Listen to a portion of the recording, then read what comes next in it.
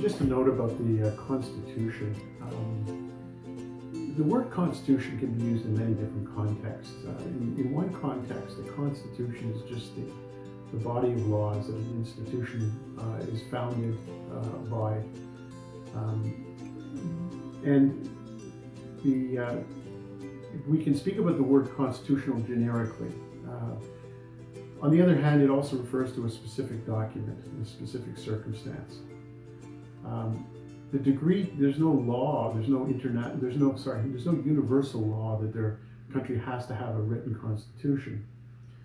And constitutions themselves can have different scopes. Like, for example, often if a country is founded in anger or revolution or something like that, the Constitution also embodies the aspirations of the revolution, and often includes issues dealing with rights and obligations of citizens and all kinds of stuff like that. Or a constitution can be very narrowly defined as defining the institutions.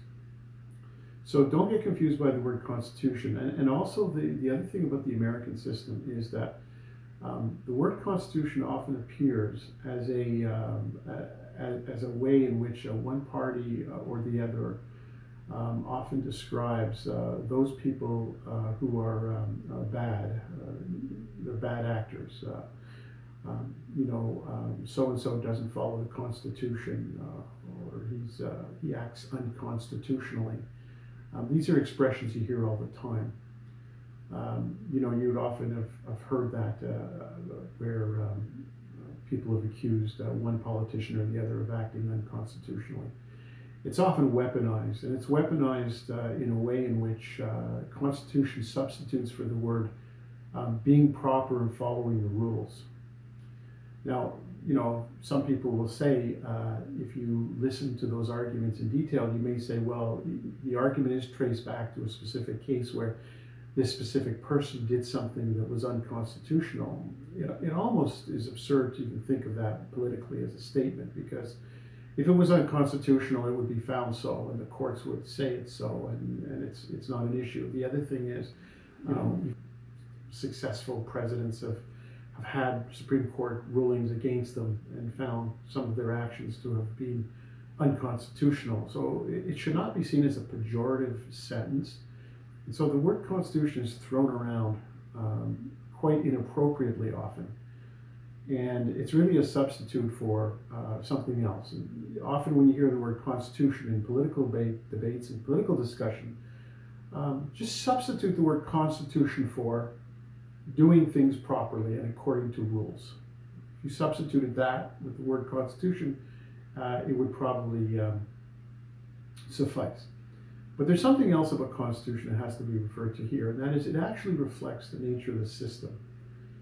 And when they say the United States is a constitutional system, or the U.S. government is based on the Constitution. The Constitution was written at one time.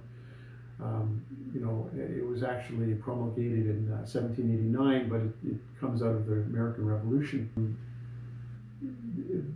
What it is saying is that all the rules and all the procedures, not all the procedures, but the foundation of all procedures are embodied in the Constitution. In other words, they tried to think through everything.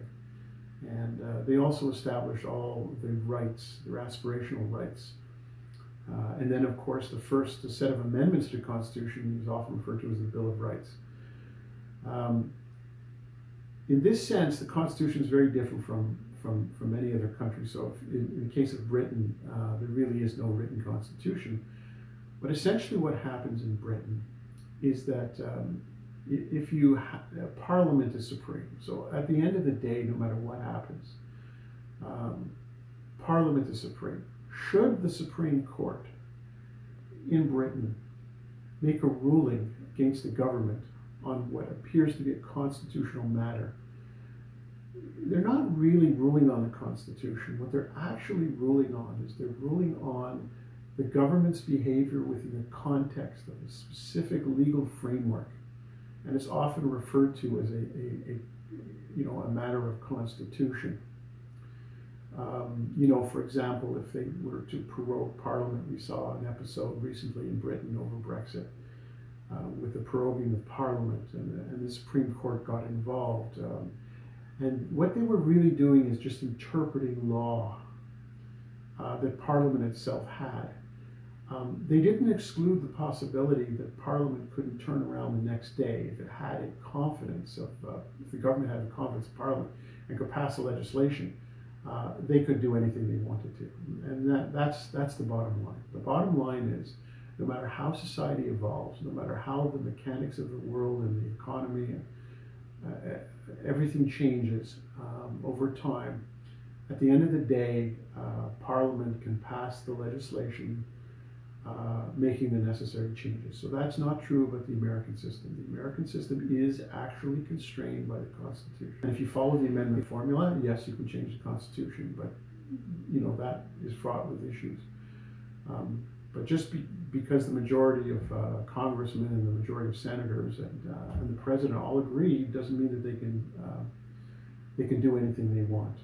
History shows that the Constitution is a very constraining document. It does constrain the actions of government. A lot of things in the United States have happened because of an interpretation of the Constitution by the judiciary. The examples are just, you know, all over the place. I mean, Roe versus Wade about the right of abortion. You know, a lot of First Amendment issues. Even the 14th Amendment, the post-Civil War amendment, was used as the basis that forced states to recognize gay marriage, for example. I think that was in 2015. You know, the procedures involving criminal procedures, the fact that people have to be read their Miranda rights. It is not ideal that these things were decided by the Supreme Court. I think a lot of people recognize these would have made a lot more sense in legislation. But what the Supreme Court rules is that, in effect, this was legislated in the Constitution. Now, you don't use the word legislated for the Constitution, but in fact, that's what it is. The Constitution says it, and therefore, that's what the Supreme Court is basing its decision on. An alternative would have been for the Supreme Court to point out that there's a problem with the Constitution and existing federal law. Please change your federal law. We'll give you 6 months to change your federal law, and require the House of Representatives and the Senate and the President to agree on a change. Well, that never happens. Yeah, so I want to talk about the cadence of government. In the United States, the basic cadence of government is really determined by the presidency. Everything really revolves around the presidential elections. Like I said, the elections are obviously every 4 years, and presidents are limited to 2 terms maximum. There is a tradition in the United States, it's not a requirement, of course, but they tend to alternate between parties after 8 years. That's probably the closest pattern. The last time the same party's candidate won the presidency after his same party had previously ruled for 8 years and been president for 8 years was the case of George Bush, Herbert Walker Bush, in 1988, who succeeded Ronald Reagan. But other than that, there's generally been an alternation. So everything is centered around this 8-year cadence. Now, sometimes, of course, it's only 4 years. The president doesn't win a second term, doesn't have to run a second time. But what happens in the United States is that the selection of this cabinet is generally, it's a very personal choice of the presidency, and often the people who make up the cabinet are not politicians really destined to serve in that function for a period beyond the presidency. Now, this is contrasted very differently to the British parliamentary system. What would happen in the British parliamentary system, and in many systems in the world, is that each alternate party would have ministers, and these ministers, or in the case of an opposition, a shadow cabinet, tend to evolve through those positions, and they tend to evolve within the party, and so as the prime minister might change and and an election sweeps out one party and puts another party in power, and then the party comes back again, you often find it's the same cast of characters that you're going to see. A prime minister is the leader of the party, but there's people waiting in the wings, and it has its own very interesting dynamic. But that is completely different from the United States. You say, you talk about secretaries of state. The secretaries of state are almost exclusively associated with the presidency and who the president happened to be. So there's a complete turnover in the White House when a new president comes in.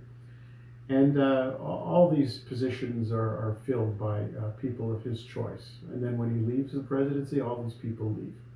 So there seems to be this cadence of government. It's usually 8 years, but again, it could be 4 years. And this is reflected in government policy as well. So you could pretty much assume that all the work that might have been followed through to develop all these policies are often completely replaced once the president is replaced. And very often what you find is you find people come from very diverse backgrounds. They're not career party hacks or long-standing members of the party. Usually if you follow a prime minister in Canada or Britain, and you look at his cabinet, those members of the cabinet as well as the prime minister, if you follow backwards in time, you usually find that they rotated between portfolios, and the public becomes more familiar with them. You can associate them as being career politicians, whereas you don't see that in the United States with the presidency. So that's sort of the cycle of the cadence of selecting members of government. And it has a lot of implications because the duration of time that a person serves has a lot to do with how the dynamic of government works. In the British system, when an election happens, the things that they discuss during that election campaign, under ideal circumstances, should the government win what is called a majority, virtually all those things should get done. Any promise the candidate for prime minister makes, if he becomes prime minister and wins a majority, he'll generally get that through. And if he doesn't want to get it through or can't get it through, he probably wouldn't bring it up in the election campaign. So this is not the case in the US elections. The US elections, the platforms are aspirational in nature. They don't say this to the public. Presidential candidate will never say something like, for example, I want to remove all student debt and forgive all student debt. But there's a good chance I won't be able to do it when I become president because I won't be able to get the support of the Congress, and I'll have to make so many compromises as I negotiate it once I become president. And there's a good chance it won't happen. It might happen, and some version of it might happen. They don't talk that way during the presidential campaign. During the presidential campaigns, they talk very openly about what they're going to do. And most people assume that when the person says he's going to do something, it's going to happen. We saw, for example, in this last election cycle, Bernie Sanders was a candidate for the Democrats. He was running for the leadership of the party. He's not going to make it. He's not going to become the presumptive nominee. But he would openly say that he believes in health care for all. Great idea. The problem is that even if he was to become president, chances are he wouldn't be able to make it happen. So this is sort of built in and baked into people's understanding, or at least experienced people's understanding of how campaigns work.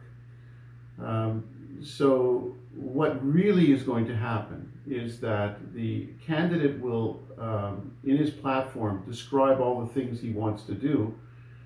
Once he comes into office, be it a senator or a House of Representatives member or the president himself, what it is, it's a promise to sort of fight for that and to to represent that, to push for that, to negotiate for that. Maybe it'll happen, maybe some version of it might happen. For example, in the last election, Donald Trump promised many things that couldn't happen.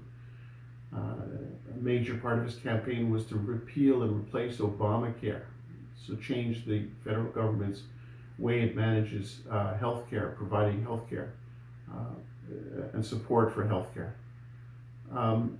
He tried, the Senate tried, and it just didn't happen. The legislation, the support was not strong enough in the Senate, so it got held up in the Senate. The other issue that arises is that both the Senate and the House of Representatives usually have their own version of the bills. So when a decision is made to, for example, take on an aspect of legislation, for example, healthcare, what will happen is there'll be two separate discussions in two separate houses.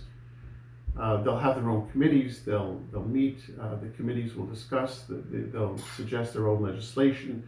Then there's a process where they have to reconcile it, they have to negotiate, they have to decide which aspects of the House bill and which aspects of the Senate bill will form the final bill. Usually the president's team has to get involved because he has to agree to what he's going to support. So at the end of the day, the legislation has to go through the House of Representatives, it has to go through the Senate, and it has to be signed by the president.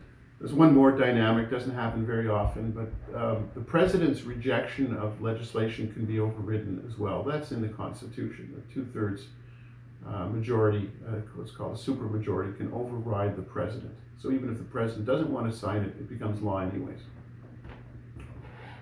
So that's it in essence and how that system works. At the fundamental level, the real difference between the American system and most other democratic systems, but particularly the British parliamentary system, is this idea that in the United States, you're going to have to negotiate almost everything once you become the government. So just because you're president doesn't mean you're going to get your legislation through. And the dynamic is fairly complex because you have donors who've donated to campaigns, you have senators who are stuck to positions. Sometimes a senator, when they're putting together support for a bill, they're almost there, but they're not quite. They don't have enough votes, so they have to go through all the senators again, or all the members of the House of Representatives, see whose position might change, what you need to offer them to make a change. You get cases where, there's a metaphor of a bridge to nowhere, where a particular senator or House of Representatives member wanted something for his district, so they compromise and they give him something, or there's give and take. Then there's a dynamic of facing the public in the next election. Remember what I said about senators? Only 1/3 of the senators are going to come up in the next election, those that aren't retiring. And so senators sometimes make decisions based on whether they're going to come up for election or not. Because if they're coming up for election, they're much more concerned about what the public might feel about that position on that piece of legislation. So this difficult negotiation process goes on, and it really occupies government. Americans generally believe this is a good system of government. They talk about it in school, when they're growing up, in civics class, and also the media participates in discussion about whether the system is virtuous or not. And there's a general feeling that this is the way it should be. You should negotiate everything, but in fact, there's a good argument to say that the alternate systems that exist in the world, such as the British parliamentary system, has the singular virtue that they're going to run for 4 years from winning an election, and if they have a majority, they'll go for at least 4 years. During that 4 years, they pretty much can get all the legislation through that they want, and it's usually centrally planned by the government. So that's a completely alternate approach to how government works. I mean, we saw an example of it in Britain recently with the Brexit. While there was a minority government, meaning the government in power doesn't have enough seats to control the legislature, there's a lot of compromising, and it actually devolves to very close to how the American system works. But once that government wins a majority, Boris Johnson, for example, in December of 2019 won a majority, everything changed. Overnight, the whole attitude towards Brexit and the way Brexit was going to proceed completely changed. The Conservatives were behind the Brexit. The Conservatives had purged the anti-Brexit elements within the Conservative Party. They could then pass any legislation they want, and there's nothing anybody can do, not the Queen would want to, not the courts, not the opposition, not the European Union. Once the majority is there, that's it, it's done. So this doesn't happen in the American system. The American system is just compromise, it's discussion, it's compromise, it's negotiate. And you could make the argument that very significant legislation doesn't get passed as a result. You could make the argument that the singular reason why the US does not have universal health care is because, for ideological reasons, there was always enough opposition to any significant changes to healthcare, to the private system, that would simply prevent it from happening. So there's kind of, in the American system, a built-in preference for the status quo, and it is very difficult to make significant, bold legislation. So in the American system, if somebody has one particular ideology, comes up with an idea that is very significant and earth-shattering and changing and transforming, in the British system, what would happen is the government would get a turn, they'd get their 4 years, they'd pass their legislation, and, interestingly enough, even though a new government may come in 4 years later, they generally don't remove legislation that the other party brought in, because it's usually given time to work, it starts to bake into government, people get used to it, and in the American system, you can't make those kinds of legislative changes. So that's a very significant difference between the way the two systems work. So this November, keep in mind that what the presidential candidates say they're going to do, first of all, is a compromise to begin with. So the platforms were actually constructed understanding that they are not going to get a lot through. They have to evaluate the lay of the land, the politics. Then they run through the elections, and then there's the dynamic of trying to win votes and convince people that you have the best platform. Then there's some exaggeration as to what they can get through. They build a platform of all kinds of things they intend to do. And what an honest president would really say is, here's what I'm going to do. I'm going to do my best and represent this aspirational aspect of something. I'm going to represent it as best I can. I may not succeed, but I'm going to keep it front and center in my thoughts. I'm going to try to pass it. I'm going to make compromises to get it passed. If I don't get it passed, I will get parts of it passed. If I don't get anything resembling it passed, I will still take it into consideration in other legislation. It's all aspirational. If a president gets a third of what he really wants to get across during his time, that would be actually a good thing. The biggest constraint, because in the dynamics you have to talk about constraints, there's always a constraint. There's a limiting constraint. If you imagine, using reductionist logic, just imagine an extreme case. What's the worst thing that could happen if a government goes completely rogue, completely different from their agenda? So what will break and how will it break? Well, in the British parliamentary system, the dynamic is, first of all, if the public really doesn't like the government, it is going to have an effect on the dynamic of the relationship between the members of parliament, because the cohesive party is going to be damaged even by the fact that the public is turning on them. The other dynamic is that ultimately it's the members of parliament who could get together and end the government. They have that power because you have to have legitimacy of parliament. You have to have the support of parliament. They call it in Britain, they call it the confidence of the House. And by said Britain, of course, I mean, all countries that follow the British parliamentary system, includes Canada and Australia. And many countries have similar systems that don't call themselves a British parliamentary system, but have their same roots. But what happens is if you don't have the confidence of the House, then the government's going to leave. Is going to be voted basically out of office. So the equivalent in the United States, you might say, well, that's impeachment. But impeachment is a different thing. The confidence of the House and impeachment are not analogous to each other. But essentially, if you vote for the president and you don't like his legislation, or you don't like how he's doing his job, and he hasn't reached that threshold of high crimes and misdemeanors, you just have to, accept his term. It's life. It's what it is. Think about the consequences of voting for a bad president, before you elect them.